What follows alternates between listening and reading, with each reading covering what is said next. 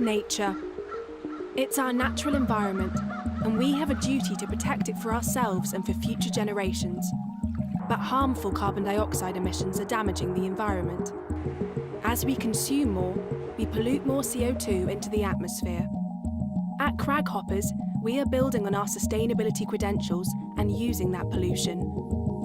With science powering our next sustainable move, by capturing the emissions emitted from industrial sources before they enter the atmosphere, then using fermentation to create ethanol, we create sustainable fibres, which we blend into fabrics that are used to create high-performance clothing.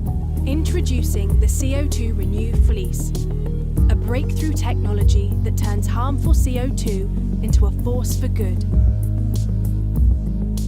The future of clothing.